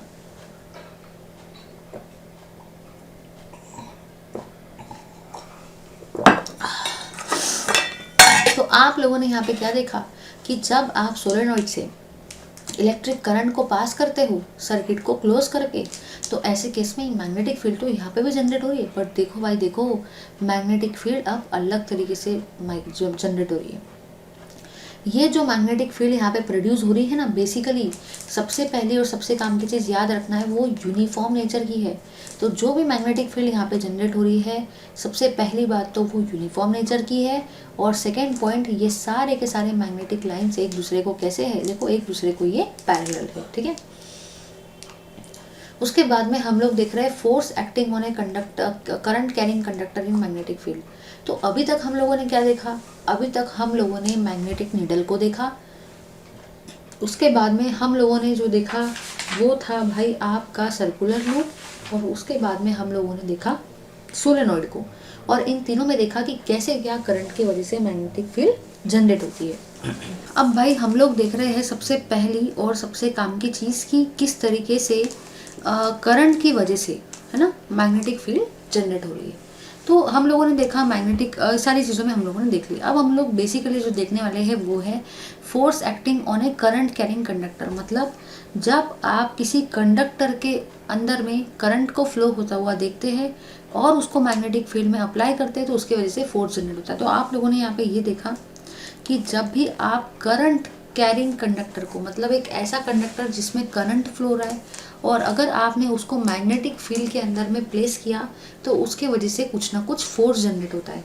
और वो फोर्स क्या होता है, कैसे जनरेट होता है, वो सारी चीज़ें हम अभी अलग अलग इक्विपमेंट्स में देखने वाले हैं। तो आप लोगों ने यहाँ पे ये ऑब्जर्व किया कि जब भी आप किसी भी करंट कैरिंग कंडक्टर को मैग्नेटिक फील्ड में, मतलब ये मैग्नेट के प्रेजेंस में प्लेस करते हो, तो वहाँ पे कुछ ना कुछ फोर्स जनरेट होता है, और वो फोर्स अभी हम लोग निकालने वाले। चलिए देखते हैं। तो अभी हम लोग ने बेसिकली हम लोग निकाल रहे हैं force acting on A current carrying conductor in the presence of magnetic field. मतलब मैग्नेटिक फील्ड के प्रेजेंस में कितना फोर्स करंट कैरिंग कंडक्टर पे एक्ट करता है। तो देखो भाई, सबसे पहले आप लोगों ने क्या किया, आप लोगों ने यहाँ पे देखो इलेक्ट्रिक करंट अप्लाई किया है, ये है पॉजिटिव, ये है नेगेटिव। बैटरी अप्लाई की, की अप्लाई किए, और ये क्या है, ये है आपका इलेक्ट्रिक सर्किट। याद रखना ये इलेक्ट्रिक सर्किट है। इलेक्ट्रिक सर्किट को जब आप चालू करेंगे, की को बंद करेंगे, तो वहाँ पे आपका करंट फ्लो होगा, मतलब करंट का तो अरेंजमेंट हो गया। अब आप लोगों ने एक बेसिकली करंट कैरिंग कंडक्टर को लिया है, तो ये है आपका वो कंडक्टर। देखो ये वाला जो कंडक्टर है ना, वो ये वाला कंडक्टर है जिसकी मैं बात कर रही हूँ, समझ गए ना, ये वाले कंडक्टर की हम बात कर रहे हैं। चलो अब आप लोगों ने देखो क्या देखा, और यहाँ पे आपने मैग्नेट को भी अप्लाई किया है, तो ये वाला जो है ना भाई, ये है आपका मैग्नेट। मतलब समझ लो मैग्नेट की वजह से मैग्नेटिक फील्ड जनरेट हुई, मतलब आप लोगों ने करंट को भी अप्लाई कर दिया और आप लोगों ने मैग्नेटिक फील्ड को भी अप्लाई कर दी। करंट अप्लाई किया सर्किट के थ्रू और मैग्नेटिक फील्ड अप्लाई की मैग्नेट के थ्रू। तो आप लोगों ने यहाँ पे ये देखा कि जब करंट कैरिंग कंडक्टर को आप अगर मैग्नेटिक फील्ड के प्रेजेंस में रखते हो तो वहाँ पे क्या जनरेट होता है, फोर्स एक्ट होता है, फोर्स एक्ट होता है ऑन दैट पर्टिकुलर थिंग। अब देखो होगा क्या, यहाँ पे आप लोगों ने जो देखा वो ये है कि करंट अगर फ्लो होता है, सपोज अगर जो करंट है, ध्यान से देखना, अगर करंट जो है कंडक्टर के अंदर में वो फ्लो हो रहा है टॉप टू बॉटम, अगर कंडक्टर के अंदर का करंट ऊपर से नीचे की तरफ आ रहा है, मतलब ही टॉप टू बॉटम आ रहा है, तो ऐसे केस में जो भी आपका ये वाला कंडक्टर है ना, वो इधर साइड में मूव करेगा, वो इधर साइड में मूव करने लगेगा, ऐसा ऐसा ऐसा ऐसा, समझ गए ना। मतलब ये वाला जो लाइन है ये इधर ऐसी ऐसी हो जाएंगी, ऐसी ऐसी ना, ऐसी ना रहकर वो ऐसी ऐसी ऐसी ऐसी ऐसी ऐसी आपको दिखेंगी। और ये तो हुआ फर्स्ट पॉइंट। सेकेंड पॉइंट ये है कि अगर आपका करंट जो है वो फ्लो होता है फ्रॉम बॉटम टू टॉप, मतलब अगर करंट जो है वो नीचे से ऊपर की तरफ जा रहा है, तो अब आपका जो ये कंडक्टर है वो ऐसा ऐसा ऐसा ऐसा मूव होगा। एक बार देख लेते, अगर आप किसी भी करंट कैरिंग कंडक्टर को मैग्नेटिक फील्ड में प्लेस करते हो और अगर आप लोग वहाँ पे ऑब्जर्व करते हो, तो आप लोगों ने ये देखा कि अगर करंट टॉप से बॉटम की तरफ आता है तो वो जो आपका करंट कैरिंग कंडक्टर है वो ऐसा हो जाता है, ऐसा मूव होने लगता है, ऐसा ऐसा, समझ गए ना। और अगर सपोज करंट जो है वो नीचे से ऊपर की तरफ फ्लो हो रहा है, बॉटम टू टॉप अगर फ्लो होता है, तो आपका जो कंडक्टर है वो ऐसा ऐसा मूव होने लगेगा। तो अगर करंट ऊपर से नीचे है तो ये कंडक्टर ऐसा ऐसा ऐसा ऐसा मूव होगा, और करंट नीचे से ऊपर गया तो ये वाला ही कंडक्टर ऐसा ऐसा ऐसा ऐसा मूव होगा, समझ गए। बहुत बड़ा चैप्टर है भाई, बहुत बड़ा चैप्टर है। चलिए आगे देखते हैं फ्लेमिंग्स लेफ्ट हैंड रूल। अब हम लोग देख रहे हैं कि फ्लेमिंग्स लेफ्ट हैंड रूल क्या कहता है। तो फ्लेमिंग्स लेफ्ट हैंड रूल को समझने से पहले तो इतना पॉइंट याद रखना कि फ्लेमिंग्स लेफ्ट हैंड रूल को हम लोग कहाँ पे यूज़ करते हैं भाई। तो याद रखना कि लेफ्ट हैंड रूल को हम लोग यूज़ करते हैं अगर हमको डायरेक्शन ऑफ फोर्स बताना है। तो आपको इतना तो समझ गया भाई कि जब सर्किट के अंदर में करंट फ्लो होता है, ठीक है, तो करंट, और इसी आपने करंट कैरिंग कंडक्टर को मैग्नेटिक फील्ड के प्रेजेंस में भी रख दिया, तो वहाँ पे कहीं ना कहीं क्या होता है, वहाँ पे कहीं ना कहीं फोर्स एक्ट होता है। जब फोर्स एक्ट भी होता है तो सबसे पहली चीज़ तो दिमाग में क्वेश्चन ये आता है कि अगर सर्किट के अंदर में करंट फ्लो हो रहा है और वो करंट कैरिंग कंडक्टर को अगर आप मैग्नेटिक फील्ड में रखते हो, तो नो डाउट वहाँ पे फोर्स तो एक्ट होने ही वाला है, बट कितना फोर्स वहाँ पे एक्ट होगा, फोर्स का डायरेक्शन क्या रहेगा, तो बेसिकली उसके लिए फ्लेमिंग्स के लेफ्ट हैंड रूल ने काम दिखाया। जैसे कि इसका नाम ही है लेफ्ट हैंड, मतलब ही यहाँ पे हम लेफ्ट हैंड को यूज़ करने वाले हो। इसमें टोटल 3 टाइप की चीज़ें आप देखने वाले हो। एक रहेगा आपका थंब, एक रहेगा आपका इंडेक्स फिंगर, और एक रहेगा आपका मिडल फिंगर। इसको थंब बोलते हैं, इसको इंडेक्स फिंगर, इसको मिडल फिंगर। तो जब भी आप किसी भी कंडक्टर के अक्रॉस में ऐसा अप्लाई करेंगे तो आपको मिल जाएगा। याद रखना कि जो भी आपका थंब होता है, मतलब ही ये, वो आपको फोर्स के बारे में इंफॉर्मेशन देगा, फोर्स के डायरेक्शन के बारे में बताएगा। जो भी आपका इंडेक्स फिंगर है ना, वो आपको मैग्नेटिक फील्ड के बारे में बताता है, उसके डायरेक्शन के बारे में, और मिडल फिंगर करंट के बारे में। तो इस तरीके से आप बता सकते हो कि फोर्स का डायरेक्शन क्या रहेगा। तो याद रखना, middle finger gives the direction of current, index finger gives the direction of magnetic field. अगर करंट का डायरेक्शन ये है, अगर मैग्नेटिक फील्ड जो अप्लाई की गई उसका डायरेक्शन ये है, तो आपके थंब के अक्रॉस में फोर्स जनरेट होता है, फोर्स एक्ट होता है, समझ गए ना। चलिए अब हम लोग देख रहे हैं इलेक्ट्रिक मोटर को। तो याद रखना, एक ऐसी डिवाइस जो इलेक्ट्रिकल एनर्जी को मैकेनिकल एनर्जी में कन्वर्ट करती है उसको हम इलेक्ट्रिक मोटर बोलते हैं। जैसे कि आप सभी को पता है कि टंकी के अंदर में अगर जो टेरेस पे जो टॉप पर जो टंकी लगी होती है, छत पर जो भी टंकी असते, अगर उस टंकी के अंदर में आपको पानी डालने का है तो ऐसे केस में आपको इलेक्ट्रिकल एनर्जी लगती है। आप मशीन को शुरू करते हो, तो जब आप मशीन को शुरू करते हो तो ऐसे केस में जो भी आपकी इलेक्ट्रिकल एनर्जी रहती है ना, उसकी हेल्प से पानी ऊपर चढ़ता है, नीचे कुएं में से पानी ऊपर टंकी में जाता है। समझ गए ना? मतलब ये जो एनर्जी यहाँ पे यूज़ होने वाली है, ये कौन सी एनर्जी है? ये है मैकेनिकल एनर्जी। तो एक एनर्जी से आपने दूसरी एनर्जी को कन्वर्ट किया, इलेक्ट्रिकल एनर्जी को आपने मैकेनिकल एनर्जी में कन्वर्ट किया, और फिर उसके बाद में पानी को आपने टंकी के अंदर में छत पर और चढ़ाया। तो ऐसे डिवाइस को आप लोग क्या बोलते हो? Electrical motor. इलेक्ट्रिकल मोटर को आप फैंस में, वॉशिंग मशीन में, मिक्सर्स में, रेफ्रिजरेटर में, कंप्यूटर्स में, कूलर का जो पंप होता है, या समझ लो पानी की जो टंकी मशीन जो होती है, उसमें भी आप लोग यूज़ करते हो। फिर हम लोग देख रहे हैं इलेक्ट्रिक मोटर का प्रिंसिपल, कि कैसे क्या ये इलेक्ट्रिक मोटर भाई यूज़ होता है। तो देख लेते भाई कि इलेक्ट्रिक मोटर का यूज़ क्या है। बहुत बड़ा चैप्टर है ना, चलिए देखते हैं। मैं ये पूरे पॉइंट्स नहीं पढ़ने वाली, मैं आपको बढ़िया तरीके से समझा के दूंगी। ये पॉइंट्स पढ़ के क्या मतलब, ये पॉइंट्स पढ़ दिए तो आप लोग पागल हो जाएंगे, बोलेंगे यार हमको कुछ समझा ही नहीं। तो मैं आपको कंसेप्ट समझा रही हूँ, कोई जो कि जनरली कोई समझाता नहीं है। चलिए यहाँ पे ध्यान से देखना, यहाँ पे आप लोगों ने क्या क्या ऑब्जर्व किया, ध्यान देना। सबसे पहली आप लोगों ने यहाँ पे ये देखा कि आप लोगों ने सबसे पहले तो यहाँ पे करंट को अप्लाई किया। तो ये है आपकी बैटरी और ये है आपका की, है ना, और इससे आपने वायर के थ्रू करंट को अप्लाई किया, मतलब इलेक्ट्रिक करंट आप दे रहे हो। आपने यहाँ पे मैग्नेट भी अप्लाई कर दिए, नॉर्थ पोल और साउथ पोल। इसका मतलब आपने करंट भी अप्लाई किया है with the help of circuit. इसी का मतलब आपने मैग्नेट की हेल्प से मैग्नेटिक फील्ड को भी वहाँ पे अप्लाई किया। और यहाँ पे आप लोगों ने एक लूप को कंसिडर किया है। ये जो चीज़ है ना, इसको हम लोग लूप बोलते हैं, समझ गए ना। इस लूप को हम लोग स्प्लिट रिंग से कनेक्ट कर रहे हैं। ये जो हाफ हाफ पोर्शन आपको ऐसा ऐसा दिख रहा है ना, इसको स्प्लिट रिंग बोलते हैं। और इसको हम लोग क्या बोलते हैं? इसको हम लोग बोलते हैं कार्बन का बूश।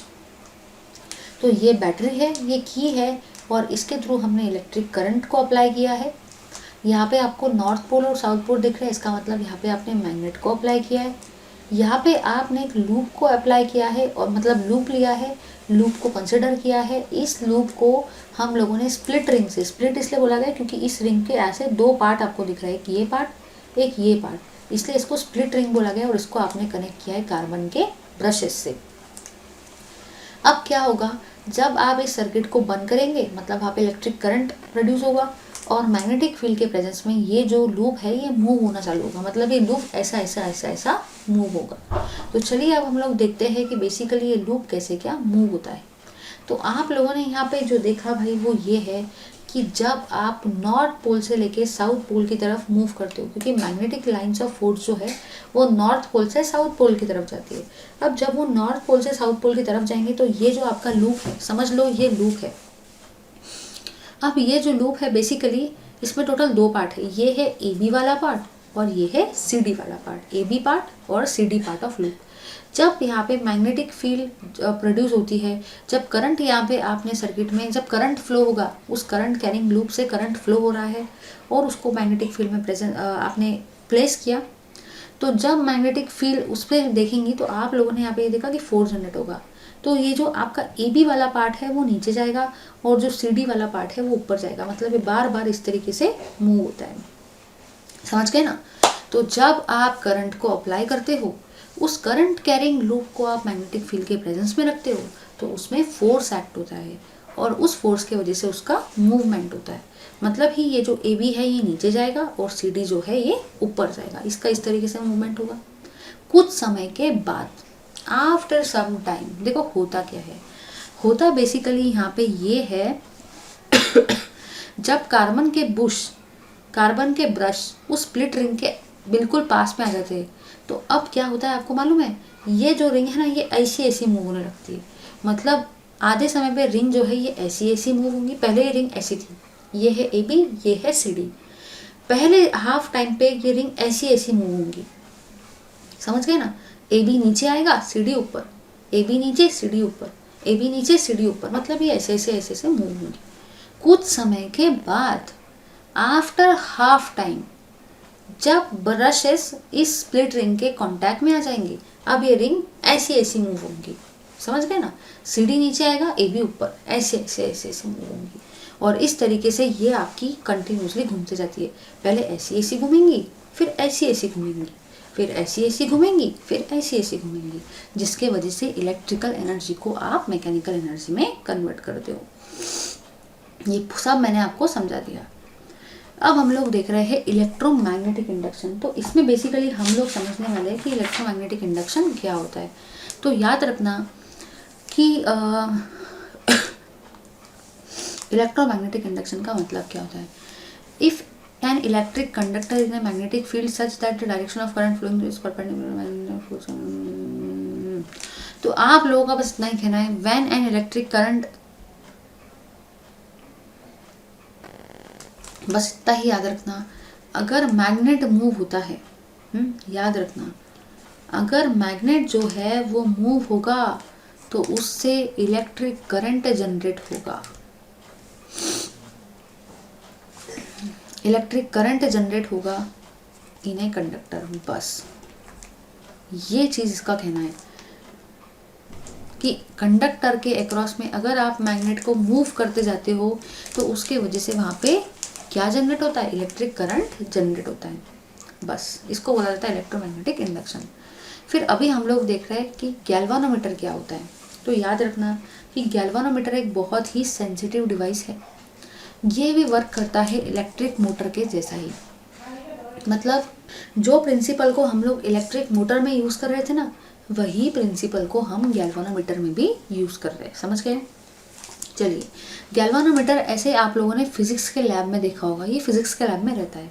तो जरा समझ लेते हैं कि यहाँ पे बेसिकली होता क्या है। देखो यहाँ पे क्या होता है।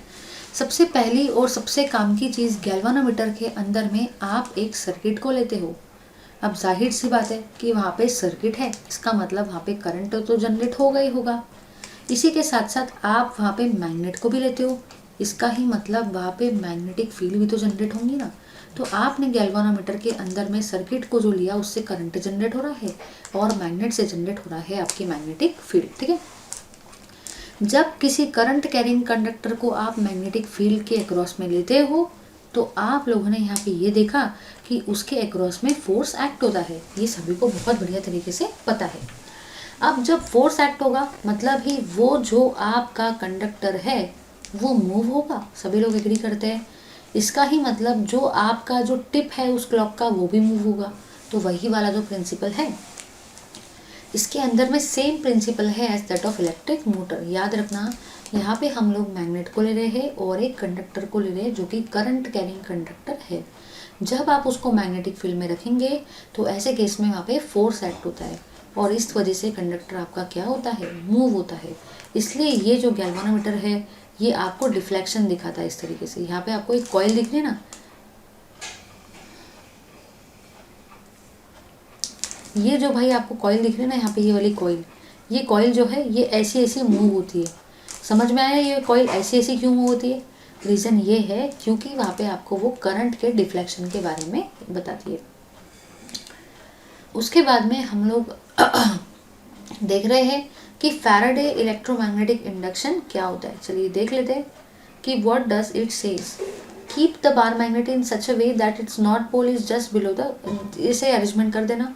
Pointer of the galvanometer is deflected. जब गैल्वानोमीटर वहाँ पे डिफ्लेक्ट होता है तो उस लॉ को आप लोग फैराडेज इलेक्ट्रोमैग्नेटिक इंडक्शन बोलते हो। ये ऐसे लॉ है, कुछ भी काम का नहीं है। उसके बाद में यहाँ पे 3 कंडीशंस दे रखी है कि current in the solenoid coil is switched off और ऑन। उसके बाद में when current is passing through the solenoid coil and the coil is displaced laterally with respect to the coil. मतलब पहले आप लोगों ने यहाँ पे ये देखा कि करंट जो है पहले वो कॉइल से पास हो रहा था और आपने सर्किट को ऑफ कर दिया। तो सोलेनॉइड पे क्या क्या इफेक्ट होंगे वो देखेंगे आप लोग। फिर आपने यहाँ पे देखा कि जब आप सोलेनॉइड को उस करंट कैरिंग कंडक्टर के क्रॉस प्लेस करते हो तो आप लोगों ने यहाँ पे ये देखा और आप कॉइल को डिस्प्लेस कर रहे हो। ठीक है, लैटरली, और उसके बाद में आप कॉइल को डिस्प्लेस कर रहे हो लॉन्गली, कुछ भी काम का नहीं। अब हम लोग देख रहे हैं फैराडे लॉ ऑफ इंडक्शन। अब जरा यहाँ पे ध्यान देना कि फैराडे लॉ ऑफ इंडक्शन क्या कहता है। फैराडे लॉ ऑफ इंडक्शन जो होता है बेसिकली, जैसे कि मैंने आपको ये बताया कि फैराडे लॉ ऑफ इंडक्शन का यही कहना है कि अगर मैग्नेट मूव होता है तो मूविंग मैग्नेट के वजह से इलेक्ट्रिसिटी जनरेट होती है। ये होता है आपका फैराडे लॉ ऑफ इंडक्शन की मूविंग मैग्नेट की वजह से आपकी इलेक्ट्रिसिटी जनरेट होती है। अब कैसे क्या इलेक्ट्रिसिटी जनरेट होती है वो अभी हम लोग देख रहे हैं और उसका डायरेक्शन क्या रहेगा। तो इसके लिए आपको जो भी रूल यूज़ करना है वो रूल सबसे पहले तो आपको राइट हैंड आपका लेने का है, राइट। अब देखो राइट हैंड के जब आप लेंगे तो आपको याद रखना है कि मैग्नेटिक फील्ड जो है वो आपको इंडेक्स फिंगर बताएगा, डायरेक्शन ऑफ इंड्यूस करंट आपका मिडल फिंगर बताएगा और मोशन ऑफ कंडक्टर आपका थंब बताएगा। देखो मैं आपको समझा के देती हूँ क्योंकि ऐसे ये नहीं समझता है, ज़रा ध्यान देना है आपको। यहाँ पे आप लोगों ने ये देखा कि जब मैग्नेट मूव करता है ना, इसका मतलब ही जब मैग्नेट का मोशन होता है तो करंट जनरेट होता है। अब यहाँ पे सबसे पहले तो दिमाग में क्वेश्चन आता है कि इसको इंड्यूस करंट क्यों बोला है। मैम इसको करंट ही बोल देते, इंड्यूस करंट क्यों बोला है भाई।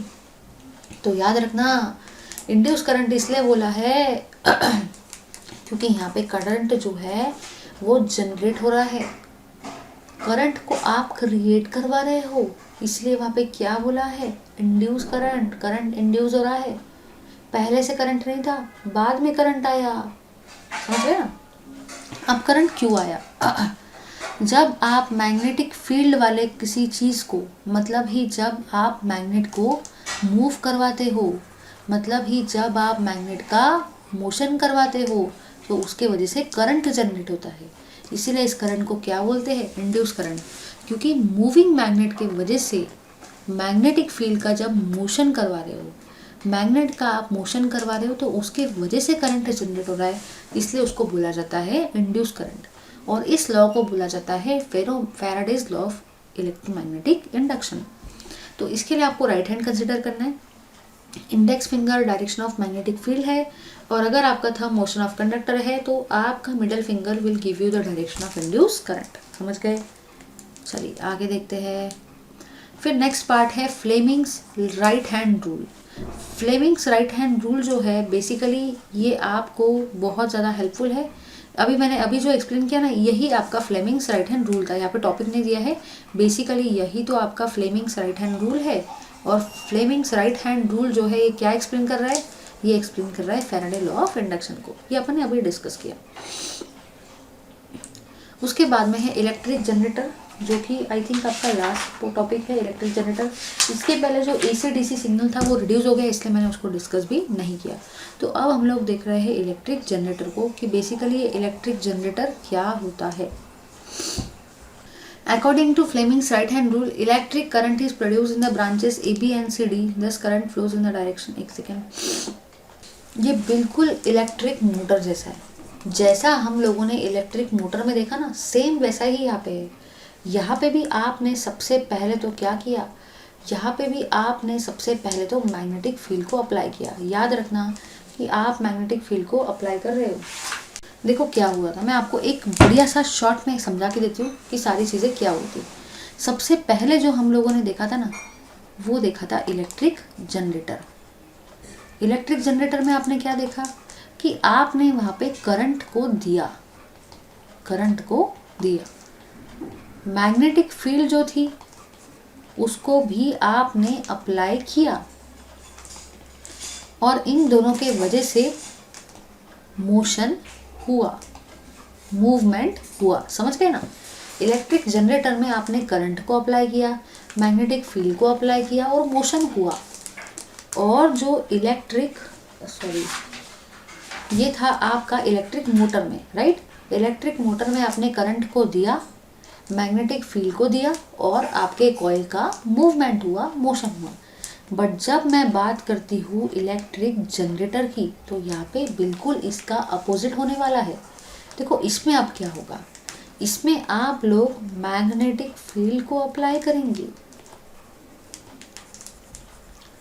इसमें मूवमेंट भी होगा, मोशन भी होगा, और इन दोनों के वजह से अब वहाँ पे करंट जनरेट होगा। और इसी करंट का नाम क्या है, इंड्यूस करंट, क्योंकि करंट अब जनरेट आप करवा रहे हो।